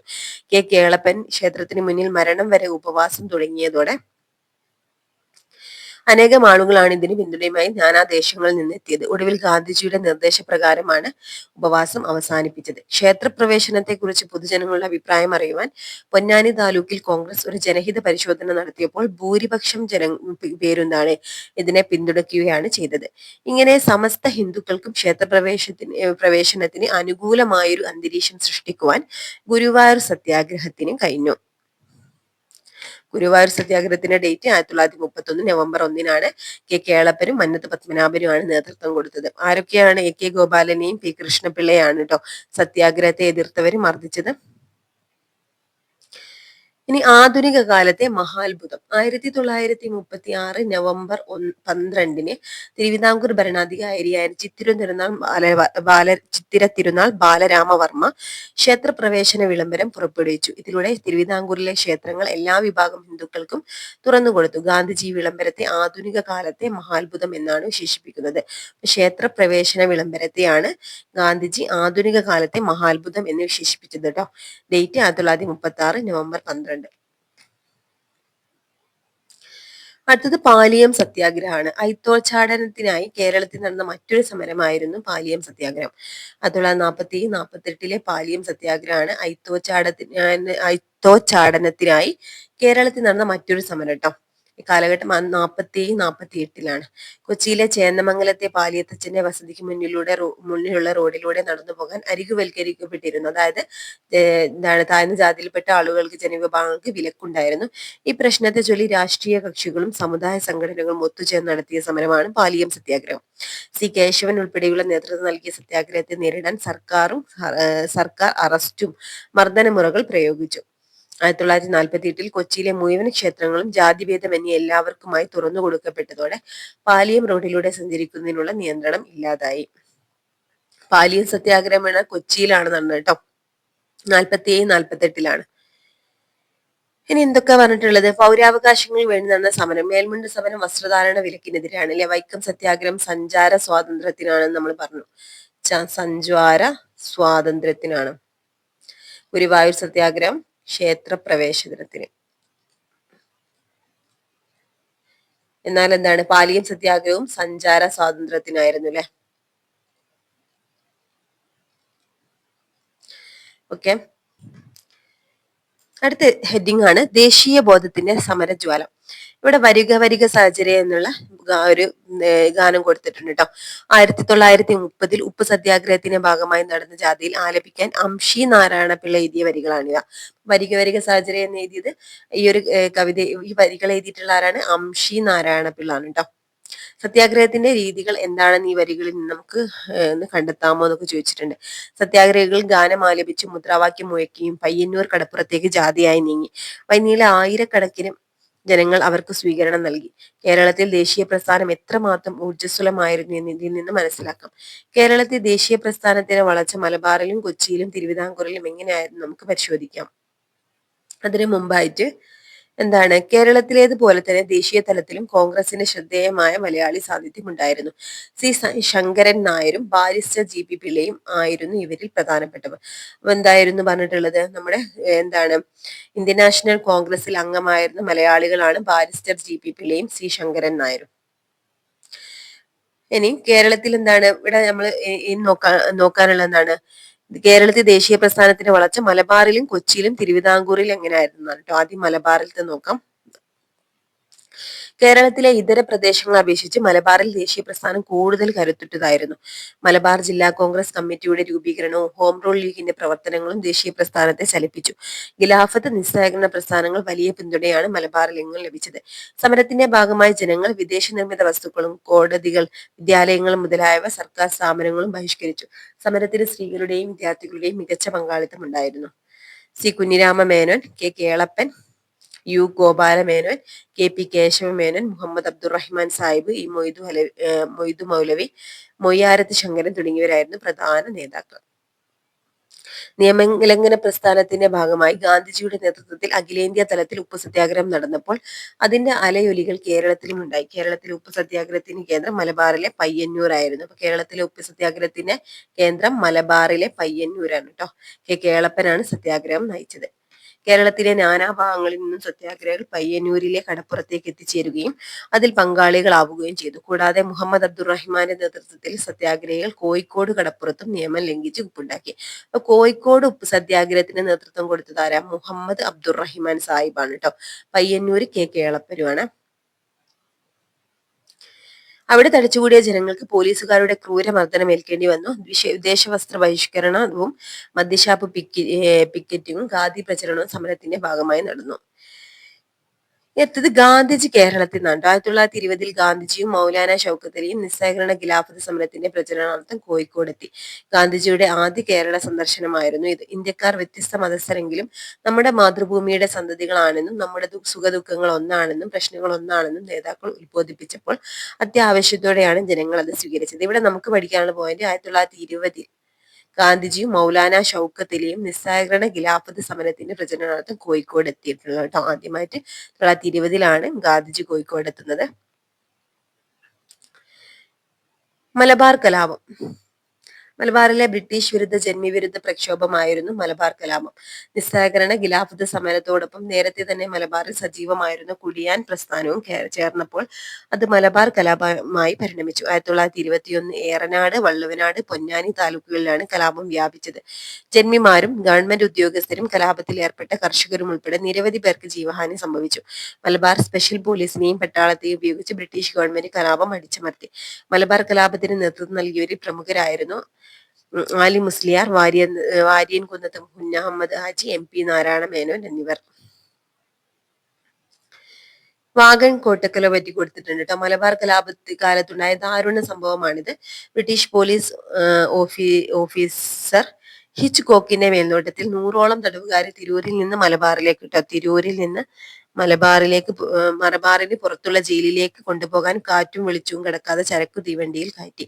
യാത്രാമധ്യേ ശ്വസിക്കുവാൻ വായുവോ കുടിക്കാൻ ഒരിറ്റ് വെള്ളമോ കിട്ടാതെ ബോഗിയിൽ വെച്ച് പകുതിയിലധികം പേരും മരണപ്പെട്ടു. അതാണ് വാഗൺ ട്രാജഡി, വാഗൺ കൂട്ടക്കൊല കേട്ടോ. തിരൂരങ്ങാടി പൂക്കോട്ടൂർ പാണ്ടിക്കാട് സംഘർഷങ്ങൾ. പൂക്കോട്ടൂരിലെ ഖിലാഫത്ത് കമ്മിറ്റി സെക്രട്ടറി ആയിരുന്ന വടക്കേ വീട്ടിൽ അഹമ്മദിനെ മോഷണക്കുറ്റം ചുമത്തി അറസ്റ്റ് ചെയ്യാൻ ബ്രിട്ടീഷ് പോലീസ് ശ്രമിച്ചു. ഇതിനെ തുടർന്ന് ആദ്യം തിരൂരങ്ങാടിയിലും പിന്നീട് പൂക്കോട്ടൂരിലും പാണ്ടിക്കാടിലും ബ്രിട്ടീഷ് പോലീസ് ജനങ്ങളും തമ്മിൽ ഏറ്റുമുട്ടലുണ്ടായി. മലബാർ കലാപകാലത്ത് നടന്ന പ്രധാന സംഭവങ്ങളായിരുന്നു ഇവ. അടുത്തത് ക്വിറ്റ് ഇന്ത്യ സമരമാണ് കേട്ടോ. 1942 ഓഗസ്റ്റ് 9 അഖിലേന്ത്യാ വ്യാപകമായി ആരംഭിച്ച ക്വിറ്റ് ഇന്ത്യ സമരത്തെ തുടർന്ന് ഗാന്ധിജി അടക്കമുള്ള പ്രമുഖ നേതാക്കൾ അറസ്റ്റ് ചെയ്യപ്പെട്ടു. അതുകൊണ്ട് തന്നെ മറ്റ് ഗാന്ധിയൻ സമരങ്ങളിൽ നിന്ന് വിഭിന്നമായി അക്രമ സ്വഭാവത്തോടെയുള്ള സമരമായി ഇത് മാറി. കേരളത്തിൽ മലബാർ, കൊച്ചി, തിരുവിതാംകൂർ മേഖലകളിലും സ്ത്രീകളും വിദ്യാർത്ഥികളും അടക്കമുള്ള ജനവിഭാഗങ്ങൾ സമരത്തിൽ സജീവമായി പങ്കെടുത്തു. ഇതിന്റെ ഭാഗമായി നടന്ന പ്രധാന സംഭവമായിരുന്നു കീയരിയൂർ ബോംബ് കേസ് കേട്ടോ. ഓക്കെ, എന്താ Keezhariyur bomb case? Quit India സമരകാലത്ത് കോഴിക്കോട് ജില്ലയിലെ കൊയിലാണ്ടിക്കടുത്തുള്ള കീയരിയൂരിൽ വെച്ച് ഒരു വിഭാഗം സമരക്കാർ ബോംബ് നിർമ്മിച്ചു. വിവിധയിടങ്ങളിൽ ആളപായമില്ലാതെ ബോംബ് പൊട്ടിച്ച് ബ്രിട്ടീഷുകാരെ ഭയപ്പെടുത്തുകയായിരുന്നു ലക്ഷ്യം. 1942 നവംബർ 17 ബ്രിട്ടീഷുകാരെ വിറപ്പിച്ച് സ്ഫോടനങ്ങൾ നടന്നത്. ഇതിനു പിന്നിൽ പ്രവർത്തിച്ച ഡോക്ടർ KB മേനോൻ ഉൾപ്പെടെയുള്ളവരെ ബ്രിട്ടീഷ് പോലീസ് പിടികൂടുകയും കഠിന തടവിന് ശിക്ഷിക്കുകയും ചെയ്തു. അപ്പൊ കീയരിയൂർ ബോംബ് കേസുമായിട്ട് ബന്ധപ്പെട്ട് അറസ്റ്റിലായത് ആരാണ്? ഡോക്ടർ KB മേനോൻ ആണ് കേട്ടോ. 1942 നവംബർ 17 ക്വിറ്റ് ഇന്ത്യ സമരവുമായിട്ട് ബന്ധപ്പെട്ടിട്ടാണ് ഈ ഒരു കീയരിയൂർ ബോംബ് കേസ്. കോഴിക്കോട് ജില്ലയിലാണ്. കൊച്ചി രാജവാഴ്ച നിലനിന്നിരുന്ന കൊച്ചിയിൽ ബ്രിട്ടീഷ് പരമാധികാരം സ്ഥാപിക്കപ്പെട്ടതു മുതൽ അതിനെതിരെ ജനകീയ പ്രക്ഷോഭങ്ങൾ ഉണ്ടായിട്ടുണ്ട്. സദ്ഭരണം സ്ഥാപിക്കുക എന്നതായിരുന്നു ആദ്യകാല പ്രക്ഷോഭങ്ങളുടെ ലക്ഷ്യം. പിന്നീട് രാഷ്ട്രീയ അവകാശങ്ങൾ നേടിയെടുക്കാൻ വേണ്ടിയുള്ള സമരങ്ങൾ ആരംഭിച്ചു. ഇനി കൊച്ചിയിലെ സമരങ്ങളാണ്. ഇനി അടുത്തെന്താണ്? ഇലക്ട്രിസിറ്റി സമരമാണ്. തൃശ്ശൂരിലെ വൈദ്യുത വിതരണ ചുമതല ഒരു സ്വകാര്യ കമ്പനിയെ ഏൽപ്പിക്കാൻ കൊച്ചിയിലെ ദിവാനായ RK ഷൺമുഖം ചെട്ടി തീരുമാനിച്ചു. ഇതിനെതിരെ 1936 ജനകീയ പ്രക്ഷോഭമുണ്ടായി. സമരത്തെ ഗവൺമെന്റ് അടിച്ചമർത്തിയെങ്കിലും ജനങ്ങളെ പ്രക്ഷോഭ രംഗത്തിറക്കാൻ ഈ സമരം സഹായകമായി. അപ്പൊ കൊച്ചിയിലെ ദിവാനായ RK ഷൺമുഖം ചെട്ടി നമ്മുടെ തൃശ്ശൂരിലെ വൈദ്യുതി വിതരണ ചുമതല ഒരു സ്വകാര്യ കമ്പനിയെ ഏൽപ്പിക്കാൻ തീരുമാനിച്ചു. ഇതിനെതിരെയാണ് 1936 ജനകീയ പ്രക്ഷോഭം ഉണ്ടായത് കേട്ടോ. അടുത്തത് കൊച്ചി രാജ്യ പ്രജാമണ്ഡലാണ്. ഉത്തരവാദ ഭരണം നേടുക എന്ന ലക്ഷ്യത്തോടെ 1941 കൊച്ചി രാജ്യ പ്രജാമണ്ഡലം എന്ന പേരിൽ ഒരു സംഘടന രൂപീകൃതമായി. ഇക്കണ്ട വാര്യർ, പനമ്പിള്ളി ഗോവിന്ദമേനോൻ, VR കൃഷ്ണൻ എഴുത്തച്ഛൻ എന്നിവർ പ്രജാമണ്ഡലത്തിന്റെ പ്രവർത്തനങ്ങൾക്ക് നേതൃത്വം നൽകി. ഉത്തരവാദ ഭരണം ലഭിക്കുന്നതിന് വേണ്ടി ദേശവ്യാപകമായി സമരം നടത്താൻ തീരുമാനിക്കുകയും 1946 ജൂലൈ 29 ഉത്തരവാദ ഭരണ ദിനമായി ആചരിക്കുകയും ഉണ്ടായി. പിൽക്കാലത്ത് പ്രജാമണ്ഡലം ഇന്ത്യൻ നാഷണൽ കോൺഗ്രസിൽ ലയിച്ചു. ഇക്കണ്ട വാര്യർ പ്രധാനമന്ത്രിയായിരുന്ന കൊച്ചിയിൽ ആദ്യത്തെ കോൺഗ്രസ് മന്ത്രിസഭ അധികാരമേറ്റു. കൊച്ചി രാജ്യ പ്രജാമണ്ഡലം എന്നാണ് ഉത്തരവാദ ഭരണം നേടുക എന്ന ലക്ഷ്യത്തോടെ 1941 കൊച്ചി രാജ്യ പ്രജാമണ്ഡലം എന്ന പേരിൽ ഒരു സംഘടന രൂപീകൃതമായി എന്നാണ് പറയുന്നത് കേട്ടോ. ഇക്കണ്ട വാര്യർ, പനമ്പള്ളി ഗോവിന്ദമേനോൻ, VR കൃഷ്ണൻ എഴുത്തച്ഛൻ എന്നിവർ പ്രജാമണ്ഡലത്തിന്റെ പ്രവർത്തനങ്ങൾക്ക് നേതൃത്വം നൽകി. അടുത്ത ഹെഡിംഗ് ആണ് തിരുവിതാംകൂർ. തിരുവിതാംകൂറിൽ ജനങ്ങളുടെ രാഷ്ട്രീയ ബോധത്തെ തട്ടിയുണർത്തിയ ആദ്യകാല പ്രക്ഷോഭങ്ങളായിരുന്നു മലയാളി മെമ്മോറിയലും ഈയവ മെമ്മോറിയലും കേട്ടോ. രണ്ടും കൊടുത്തിട്ടുണ്ട്. മലയാളി മെമ്മോറിയൽ തിരുവിതാംകൂറിലെ സർക്കാർ ജോലികളിൽ തിരുവിതാംകൂറുകാർക്ക് മതിയായ പ്രാതിനിധ്യം വേണമെന്ന് ആവശ്യമായിരുന്നു മലയാളി മെമ്മോറിയലിലൂടെ ഉന്നയിച്ചിട്ടുള്ളത് കേട്ടോ.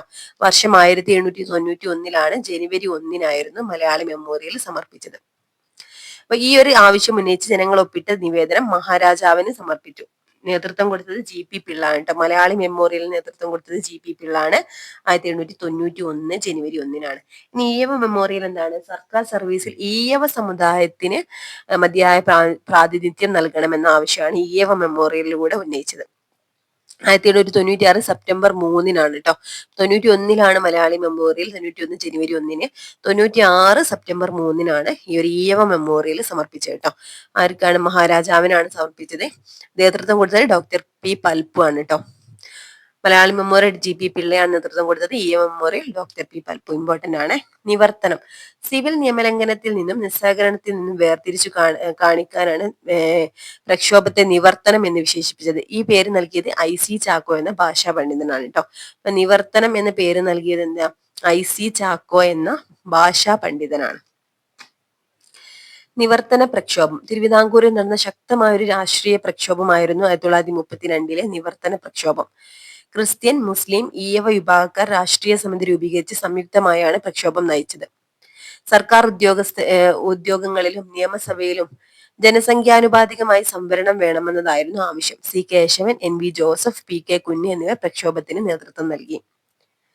തിരുവിതാംകൂറിൽ ഉത്തരവാദ ഭരണത്തിന് വേണ്ടിയുള്ള പ്രവർത്തനങ്ങൾ നടന്നത് തിരുവിതാംകൂർ സ്റ്റേറ്റ് കോൺഗ്രസിന്റെ ആഭിമുഖ്യത്തിലായിരുന്നു. പട്ടം താണുപിള്ളയായിരുന്നു തിരുവിതാംകൂർ സ്റ്റേറ്റ് കോൺഗ്രസിന്റെ ആദ്യ പ്രസിഡന്റ്. ഇമ്പോർട്ടന്റ് ആണ്. പട്ടം താണുപിള്ള ആയിരുന്നു തിരുവിതാംകൂർ സ്റ്റേറ്റ് കോൺഗ്രസിന്റെ ആദ്യ പ്രസിഡന്റ്. നിവേദനങ്ങളിലൂടെയും പ്രത്യക്ഷ സമര പരിപാടികളിലൂടെയും ഇവർ പ്രക്ഷോഭ പ്രവർത്തനങ്ങൾ ആസൂത്രണം ചെയ്തു. സ്വദേശാഭിമാനി പത്രത്തെ പറ്റി കൊടുത്തിട്ടുണ്ട് കേട്ടോ. വക്കം അബ്ദുൽ ഖാദർ മൗലവിയുടെ ഉടമസ്ഥതയിൽ ഉണ്ടായിരുന്ന സ്വദേശാഭിമാനി പത്രത്തിന്റെ പത്രാധിപരായിരുന്നു K രാമകൃഷ്ണ പിള്ള. സർക്കാരിന്റെ തെറ്റായ നയങ്ങളുടെയും അഴിമതികളുടെയും പത്രത്തിലൂടെ അദ്ദേഹം തുറന്നു തീർത്തിരുന്നു. തിരുവിതാംകൂർ ദിവാനായിരുന്ന P രാജഗോപാലാചാര്യയെ നിശിതമായി വിമർശിച്ചുകൊണ്ട് ഒരു ലേഖന പരമ്പര അദ്ദേഹം പ്രസിദ്ധപ്പെടുത്തി. ഇതിനെ തുടർന്ന് രാമകൃഷ്ണ പിള്ളയെ തിരുവിതാംകൂറിൽ നിന്ന് നാടുകടത്തുകയും സ്വദേശാഭിമാനി പത്രം നിരോധിക്കുകയും ചെയ്തു. ഓക്കെ. അപ്പൊ K രാമകൃഷ്ണപിള്ള ആരായിരുന്നു? സ്വദേശാഭിമാനി പത്രത്തിന് പത്രാധിപനായിരുന്നു കേട്ടോ. സ്വദേശാഭിമാനി പത്രം ആരാണ്? പിന്നെ സ്വദേശാഭിമാനി പത്രത്തിന്റെ ഓണർ ആരായിരുന്നു? വക്കം അബ്ദുൽ ഖാദർ മൗലവിയാണ്. അപ്പോ ഈ ഒരു എന്താ കാരണം? തിരുവിതാംകൂർ ദിവാനായിരുന്ന P രാജഗോപാലാചാര്യയെ നിശിതമായി വിമർശിച്ചുകൊണ്ട് ഒരു ലേഖന പരമ്പര അദ്ദേഹം പ്രസിദ്ധപ്പെടുത്തിയിട്ടുണ്ടായിരുന്നു കേട്ടോ. ഇതിനെ തുടർന്നാണ് രാമകൃഷ്ണ പിള്ളയെ തിരുവിതാംകൂറിൽ നിന്ന് നാടുകടത്തുകയും സ്വദേശാഭിമാനി പത്രം നിരോധിക്കുകയും ചെയ്തത്. അടുത്തത് കോൺഗ്രസ് സോഷ്യലിസ്റ്റ് പാർട്ടി. സോഷ്യലിസ്റ്റ് ആശയങ്ങളിൽ തൽപരരായ കോൺഗ്രസ് പ്രവർത്തകർ 1934 K കേളപ്പന്റെ അധ്യക്ഷതയിൽ കോഴിക്കോട് വെച്ചൊരു യോഗം ചേർന്നു. ഇന്ത്യൻ നാഷണൽ കോൺഗ്രസിനുള്ളിൽ ഒരു കോൺഗ്രസ് സോഷ്യലിസ്റ്റ് പാർട്ടി രൂപീകരിക്കാൻ അവർ തീരുമാനിച്ചു. P Krishnapillai, EM Sankaran Namboodiripad, AK Gopalan എന്നിവർ ഈ വിഭാഗത്തെ നയിച്ചു. അപ്പൊ കോൺഗ്രസ് സോഷ്യലിസ്റ്റ് പാർട്ടിക്ക് നേതൃത്വം കൊടുത്തത് P Krishnapillai, EM Sankaran Namboodiripad, AK ഗോപാലനൊക്കെയാണ് കേട്ടോ. കോൺഗ്രസ് സോഷ്യലിസ്റ്റ് പാർട്ടിയുടെ നേതൃത്വത്തിൽ നിരവധി കർഷക സമരങ്ങൾ കേരളത്തിൽ ഉണ്ടായിട്ടുണ്ട്. അടുത്തത് പുന്നപ്ര വയലാർ സമരമാണ്. തിരുവിതാംകൂർ ദിവാനായിരുന്ന CP രാമസ്വാമി അയ്യരുടെ സ്വേച്ഛാധിപത്യത്തിനെതിരെയും ഉത്തരവാദ ഭരണം സ്ഥാപിക്കുന്നതിനു വേണ്ടിയുമായിരുന്നു ഈ സമരം. ആലപ്പുഴയിലെ പുന്നപ്രയിലും വയലാറിൽ നടന്ന സമരമായതിനാൽ ഇത് പുന്നപ്ര വയലാർ സമരം എന്നറിയപ്പെടുന്നു. 1946 കർഷകരും തൊഴിലാളികളും ചേർന്ന് കമ്മ്യൂണിസ്റ്റ് പാർട്ടിയുടെ നേതൃത്വത്തിലാണ് ഈ സമരം നടത്തിയത്. 1944 പുന്നപ്ര വയലാർ സമരം നടന്നു കേട്ടോ. അടുത്ത ഹെഡിംഗ് ആണ് സ്വാതന്ത്ര്യത്തിലേക്കുള്ള സ്ത്രീ മുന്നേറ്റം. ലോകത്തിലെ ഏറ്റവും ദരിദ്ര രാഷ്ട്രങ്ങളിൽ ഒന്നാണ് നമ്മുടെ മാതൃഭൂമി. ഇവിടെ 100 പേരിൽ 3-4 പേർക്ക് മാത്രമാണ് വയറു നിറയെ ഭക്ഷണം കഴിക്കാനുള്ളത്, വസ്ത്രം ധരിക്കാനുള്ളത്. സൂക്ഷ്മമായി പരിശോധിച്ചാൽ അതിനു പോലും നമുക്ക് വകയില്ല. ഇത് മനസ്സിലാക്കുന്നവരാണ് നിങ്ങളെങ്കിൽ പട്ടിണിക്കാരെയും മുൾപട്ടിണിക്കാരെയും സഹായിക്കാൻ അധികമെന്ന് തോന്നുന്നതിൽ ഒരു പങ്ക് എന്നെ ഏൽപ്പിക്കുക. അത് ഞാൻ വസ്ത്രമായും ഭക്ഷണമായും മാറ്റിയെത്തേണ്ട കൈകളിലേക്കും വായിലേക്കും എത്തിക്കും. നിങ്ങളുടെ കാരുണ്യം കൊണ്ട് ഒരു വയറെങ്കിലും നിറയുമെങ്കിൽ, ഒരു മേനിയെങ്കിലും നഗ്നത മറയ്ക്കുമെങ്കിൽ ഈ സന്ദർഭത്തിൽ ചെയ്യാവുന്നതായി മറ്റൊരു സത്കർമ്മമില്ല. ഇത് സ്ത്രീകൾ തിങ്ങി നിറഞ്ഞ വടകരയിലെ പൊതുയോഗത്തിൽ മഹാത്മാഗാന്ധി ഇങ്ങനെ പറഞ്ഞു കഴിഞ്ഞപ്പോൾ പലരും അപരാധ ബോധത്തോടെ തലതാഴ്ത്തി. ഒരു പെൺകുട്ടി ഗാന്ധിജിയുടെ അരികിലേക്ക് ഓടിയെത്തുന്നു. സ്വർണവളകളും കമ്മലും ഊരി നീട്ടിപ്പിടിച്ചു. പെട്ടെന്ന് സ്തബ്ധനായി പോയ ഗാന്ധിജി ചോദിച്ചു, സ്വമനസാലെയാണോ ഈ തീരുമാനം? അതെ, അവൾ തലയാട്ടി. നിന്റെ പേരെന്താ കുട്ടി? അവൾ ഉത്തരം പറഞ്ഞു, കൗമുദി. ഒച്ചനമ്മമാരോട് എന്തു പറയും? ആഭരണമില്ലാത്ത പെൺകുട്ടിയെ വേണ്ടെന്ന് ഭർത്താവായി വരാനിരിക്കുന്നയാൾ ശാഠ്യം പിടിച്ചാൽ നീ എന്തു ചെയ്യും? അങ്ങനെ ശാഠ്യം പിടിക്കുന്ന ഒരു ഭർത്താവിനെ എനിക്കും വേണ്ടെന്ന് ഞാനും ശാഠ്യം പിടിക്കും. അപ്പൊ ഈ ഒരു മേൽപ്പറഞ്ഞ ചരിത്ര സംഭവം വായിച്ചല്ലോ. ജീവിതത്തിൽ പിന്നീട് ഒരിക്കലും ആഭരണം ധരിക്കാതെ ഖാദി മാത്രം ധരിച്ച് ലളിത ജീവിതം നയിച്ച വ്യക്തിയായിരുന്നു കൗമുദി ടീച്ചർ. ഇങ്ങനെ നിരവധി മലയാളി സ്ത്രീകൾ ഇന്ത്യൻ സ്വാതന്ത്ര്യ സമരത്തിന്റെ ഭാഗമായി ത്യാഗനിർഭരമായ പ്രവർത്തനങ്ങൾ നടത്തിയിട്ടുണ്ട്. ഇവിടെ എന്താ, എ വി കുട്ടിമാളു അമ്മ, അമ്മു സ്വാമിനാഥൻ, അക്കമ്മ ചെറിയാൻ, ആനി മസ്കിൻ ഇവരുടെയൊക്കെ ചിത്രം ഇവിടെ കൊടുത്തിട്ടുണ്ട് കേട്ടോ. നിസ്സഹകരണം, നിയമലംഘനം തുടങ്ങിയ സമരങ്ങളിലൂടെ ഇന്ത്യൻ ദേശീയ പ്രസ്ഥാനം കരുത്താർജിച്ച കാലത്ത് കേരളത്തിലും സ്ത്രീകൾ സജീവ പങ്കാളിത്തം ഉണ്ടായിരുന്നു. സ്ത്രീകളുടെ ഗാന്ധിജിയുടെ സന്ദേശം ഉൾക്കൊണ്ട് ഉപ്പു നിർമ്മാണം, വിദേശ വസ്ത്ര ബഹിഷ്കരണം, ഖാദി വസ്ത്രങ്ങൾ നെയ്തെടുത്ത് ഉപയോഗിക്കുന്ന പ്രവർത്തനങ്ങൾ എന്നിവയിൽ സ്ത്രീകൾ സജീവമായി. സമരകാലഘട്ടത്തിൽ ഐത്തോച്ചാടന ഹരിജനോദ്ധാരണ പ്രവർത്തനങ്ങളിലും ശ്രദ്ധേയമായ സ്ത്രീ പങ്കാളിത്തം ഉണ്ടായിരുന്നു. സമരങ്ങളുടെ ഭാഗമായി ഒട്ടേറെ സ്ത്രീകൾ ജയിൽവാസം അനുഭവിച്ചിട്ടുണ്ട്. മലബാറിൽ എ വി കുട്ടിമാളു അമ്മയും അമ്മു സ്വാമിനാഥനും, തിരുവിതാംകൂറിൽ അക്കമ്മ ചെറിയാനും ആനി മസ്കിൻ തുടങ്ങിയവരും കാലയളവിൽ ദേശീയ പ്രക്ഷോഭങ്ങൾക്ക് നേതൃത്വം നൽകി എന്നാണ് പറയുന്നത് കേട്ടോ. ഇവരൊക്കെ എന്താണ് ഓരോരുത്തരെയും പറയുന്നത് നോക്കാം. മലബാറിൽ ആരൊക്കെയായിരുന്നു? എ വി കുട്ടിമാളും അമ്മയും അതുപോലെ അമ്മു സ്വാമിനാഥനുമാണ് കേട്ടോ. തിരുവിതാംകൂറിൽ അക്കമ്മ ചെറിയാനും ആനി മസ്ക്രീനും ഇമ്പോർട്ടന്റ് ആണ്. അടുത്തത് സി കുഞ്ഞിക്കാവമ്മ. ഗാന്ധിജി ആദ്യമായി കേരളം സന്ദർശിച്ചപ്പോൾ സ്വർണ്ണ നൂലിൽ കോർത്തൊരു തുളസിമാല മകനെ കൊണ്ട് ഗാന്ധിജിയുടെ കഴുത്തിൽ അണിയിച്ചു. ഉപഹാരം സ്വീകരിക്കണമെങ്കിൽ ആയുഷ്കാലം മുഴുവൻ ഖാദി വസ്ത്രങ്ങൾ മാത്രമേ ധരിക്കുകയുള്ളൂ എന്ന് പ്രതിജ്ഞ ചെയ്യണം ഗാന്ധിജി നിർദ്ദേശിച്ചു. ആ പ്രതിജ്ഞ ജീവിതാവസാനം വരെ പാലിക്കുകയും സമരങ്ങളുടെ ഭാഗമായി നിരവധി തവണ ജയിൽവാസം അനുഭവിക്കുകയും ചെയ്ത വ്യക്തിയാണ് സി കുഞ്ഞിക്കാവമ്മ ട്ടോ. 1938 കേരള പ്രദേശ് കോൺഗ്രസ് കമ്മിറ്റിയുടെ പ്രസിഡന്റായി തെരഞ്ഞെടുക്കപ്പെട്ടു. ഓക്കെ, അപ്പൊ ഇത്രയും കാര്യങ്ങൾ സി കുഞ്ഞിക്കാവമ്മയെ പറ്റിയാണ് പറയുന്നത് കേട്ടോ. 1938 കേരള പ്രദേശ് കോൺഗ്രസ് കമ്മിറ്റിയുടെ പ്രസിഡന്റായിട്ട് ഇവരെ തെരഞ്ഞെടുക്കപ്പെട്ടിട്ടുണ്ട്. ഹരിജനോദ്ധാരണം, ഖാദി പ്രചരണം എന്നിവയിലും സജീവമായിരുന്നു. ഇമ്പോർട്ടന്റ് ആണ് കേട്ടോ. ഇനി സംസ്ഥാന രൂപീകരണത്തെ പറ്റിയാണ്. ഭൂമിശാസ്ത്രപരവും ഭാഷാപരവും സാംസ്കാരികവും സാമ്പത്തികവും ഭരണപരവുമായ പരിഗണനകൾ അടിസ്ഥാനമാക്കി കേരളത്തിനെ ഭാഗങ്ങളായി ഗണിക്കാവുന്ന തിരുവിതാംകൂർ, കൊച്ചി എന്നീ നാട്ടുരാജ്യങ്ങളും ബ്രിട്ടീഷ് ഇന്ത്യൻ വിഭാഗങ്ങളും മഴയും ഒരുമിച്ച് ചേർത്ത് ഇന്ത്യൻ യൂണിയനിൽ ഉൾപ്പെടുന്ന സ്വയം ഭരണാധികാരമുള്ള ഒരു ഘടകമായി സംഘടിപ്പിക്കണം. ഈ ഘടകത്തിന്റെ ഭരണകൂടത്തിന്റെ എല്ലാ അധികാര ശക്തിയും ജനങ്ങളിൽ നിക്ഷിപ്തമായിരിക്കണം. ഇത് 1947 തൃശൂരിൽ വെച്ച് നടന്ന ഐക്യ കേരള കൺവെൻഷൻ അവതരിപ്പിച്ചിട്ടുള്ള ഒരു പ്രമേയത്തിൽ അവതരിപ്പിച്ച ഭാഗമാണ്.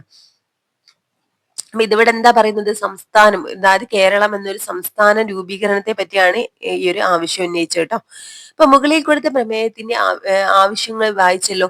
വ്യത്യസ്ത ഭരണ മേഖലകളായിരുന്ന കേരളത്തെ ഒന്നിപ്പിച്ച് കേരള സംസ്ഥാനം സൃഷ്ടിക്കാനുള്ള പ്രമേയമാണിത്. ഐക്യ കേരളത്തിനായി നടന്ന പ്രധാന സംഭവങ്ങൾ പരിശോധിക്കാം. 1921 ഒറ്റപ്പാലത്ത് നടന്ന അഖില കേരള പ്രവിശ്യ സമ്മേളനത്തിൽ മലബാർ, കൊച്ചി, തിരുവിതാംകൂർ എന്നിവിടങ്ങളിൽ നിന്നുള്ള പ്രതിനിധികൾ പങ്കെടുത്തു. അപ്പൊ 1921 അഖില കേരള പ്രവിശ്യ സമ്മേളനം എവിടെ വെച്ചാണ് നടന്നത്? ഒറ്റപ്പാലത്ത് വെച്ചാണ് നടന്നത് കേട്ടോ. അപ്പൊ മലബാർ, കൊച്ചി, തിരുവിതാംകൂർ എന്നിവിടങ്ങളിൽ നിന്നുള്ള പ്രതിനിധികൾ പങ്കെടുത്തിട്ടുണ്ടായിരുന്നു. പിന്നീട് 1928 ജവഹർലാൽ നെഹ്റുവിന്റെ അധ്യക്ഷതയിൽ ചേർന്ന പയ്യന്നൂർ കോൺഗ്രസ് സമ്മേളനം. അപ്പോ 1928 പയ്യന്നൂർ കോൺഗ്രസ് സമ്മേളനത്തിന് അധ്യക്ഷത വഹിച്ചത് ജവഹർലാൽ നെഹ്റു ആണ്. ഇമ്പോർട്ടന്റ് ആണ്. ഭാവിയിൽ സ്വതന്ത്ര ഭാരതത്തിന്റെ ഭരണഘടനയ്ക്ക് രൂപം കൊടുക്കുമ്പോൾ കേരളത്തെ ഒരു പ്രത്യേക സംസ്ഥാനമായി പുനഃസംഘടിപ്പിക്കണമെന്നും ആവശ്യപ്പെട്ടു. ഇതിനെ തുടർന്ന് ഐക്യ കേരളം എന്ന ലക്ഷ്യം നേടിയെടുക്കുന്നതിന് വേണ്ടി പ്രവർത്തിക്കുന്ന കമ്മിറ്റി രൂപീകരിക്കപ്പെടുകയും വിവിധ സ്ഥലങ്ങളിൽ വെച്ച് ഇതിന്റെ കൺവെൻഷനുകൾ നടക്കുകയുമുണ്ടായി. 1949 ജൂലൈ 1 തിരുവിതാംകൂറും കൊച്ചിയും സംയോജിച്ച് തിരുക്കൊച്ചി രൂപീകരിച്ചു ട്ടോ. അപ്പൊ തിരുക്കൊച്ചി രൂപീകരിച്ചത് എന്നാണ് 1949 ജൂലൈ 1-നാണ് ട്ടോ. ഇത് കേരള സംസ്ഥാനം എന്ന ലക്ഷ്യത്തിലേക്കുള്ള പ്രധാന ചുവടുവെപ്പായിരുന്നു. അപ്പൊ തിരുക്കൊച്ചി രൂപീകരണം 1949 ജൂലൈ 1-നാണ് നടന്നത്. അതുപോലെ പിന്നെ എന്തൊക്കെ കാര്യങ്ങളാണ് ഇവിടെ ഇമ്പോർട്ടന്റ് ആയിട്ടുള്ള 1921 ഒറ്റപ്പാലത്ത് നടന്ന അഖില കേരള പ്രവിശ്യ സമ്മേളനത്തിൽ മലബാർ, കൊച്ചി, തിരുവിതാംകൂർ എന്നിവിടങ്ങളിൽ നിന്നുള്ള പ്രതിനിധികൾ പങ്കെടുത്തു. പിന്നെ 1928 ജവഹർലാൽ നെഹ്റുവിന്റെ അധ്യക്ഷതയിലാണ് പയ്യന്നൂർ കോൺഗ്രസ് സമ്മേളനം സംഘടിപ്പിച്ചത് കേട്ടോ. ഐക്യകേരള പ്രസ്ഥാനവുമായി ബന്ധപ്പെട്ട് മദിരാശിയിലെ മലയാളി ക്ലബ്ബ് പുറത്തിറക്കിയ ഒരു നോട്ടീസാണ് ഇവിടെ കൊടുത്തിട്ടുള്ളത്.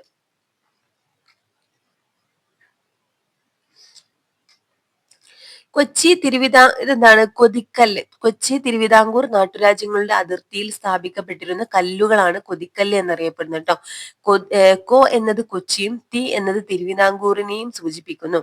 അപ്പൊ കൊതിക്കല്ല് എവിടാണ്? കൊച്ചി തിരുവിതാംകൂർ നാട്ടുരാജ്യങ്ങളുടെ അതിർത്തിയിൽ സ്ഥാപിക്കപ്പെട്ടിരുന്ന കല്ലുകളാണ് കൊതിക്കല്ല്. കോ എന്നത് കൊച്ചിയെയും തി എന്നത് തിരുവിതാംകൂറിനെയാണ് സൂചിപ്പിക്കുന്നത്. ഇനി സ്വാതന്ത്ര്യാനന്തരം ഇന്ത്യയിൽ ഭാഷാടിസ്ഥാനത്തിൽ സംസ്ഥാനങ്ങൾ പുനഃസംഘടിപ്പിക്കുന്നതിനായുള്ള ഫസൽ അലി കമ്മീഷൻ രൂപീകൃതമായി. കമ്മീഷന്റെ ശുപാർശ പ്രകാരം മലബാറിനെയും തിരുക്കൊച്ചിയെയും സംയോജിപ്പിച്ച് 1956 നവംബർ 1-ന് കേരള സംസ്ഥാനം നിലവിൽ വന്നു. തിരുവിതാംകൂറിന്റെ ഭാഗമായിരുന്ന തോവള, അഗസ്തീശ്വരം, കൽക്കുളം, വിളവൻകോട് എന്നീ താലൂക്കുകൾ മദിരാശി സംസ്ഥാനത്തോട്, അതായത് ഇന്നത്തെ തമിഴ്നാടിനോട് ചേർന്നു.